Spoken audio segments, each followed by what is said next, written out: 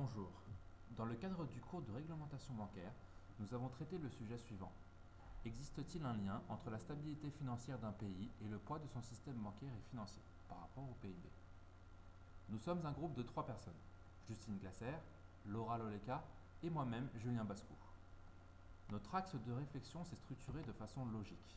Dans un premier temps, nous avons réalisé une introduction sur les différents grands termes de notre sujet, à savoir la stabilité bancaire d'un pays et le poids de son système financier par rapport au PIB.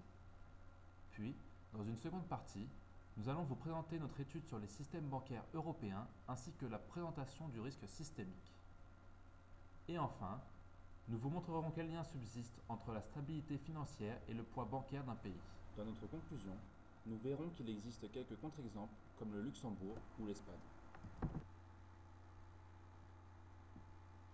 Depuis la crise financière mondiale de 2008, les réformes financières ont nettement progressé. Les dirigeants du G20 sont allés de l'avant avec leur engagement d'accroître la stabilité du système financier international grâce à un ambitieux programme de réforme à l'échelle mondiale. Parallèlement, les autorités de chaque pays mettent en œuvre des réformes conçues pour rendre leurs systèmes nationaux plus solides et stables.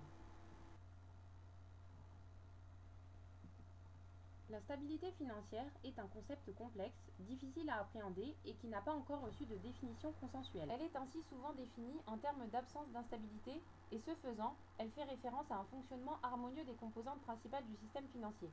Conditions macroéconomiques, marchés financiers, institutions financières et infrastructures des systèmes de paiement.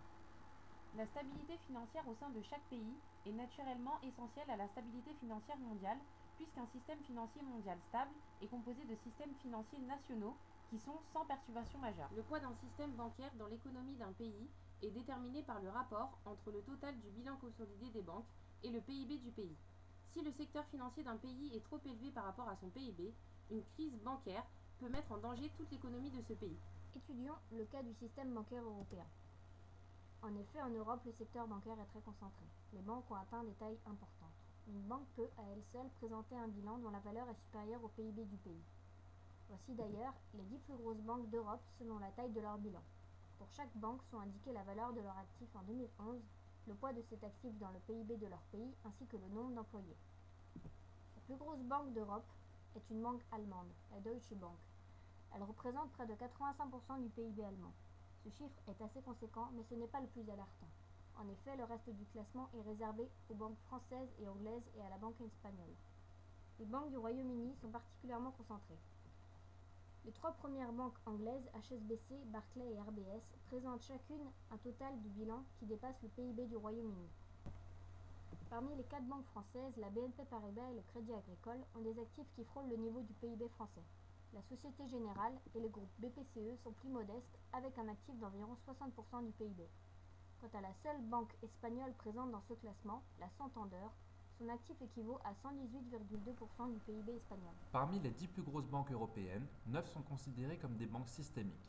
Seule la Lloyds a été exclue de ce classement lors de l'établissement de la dernière liste en novembre 2012.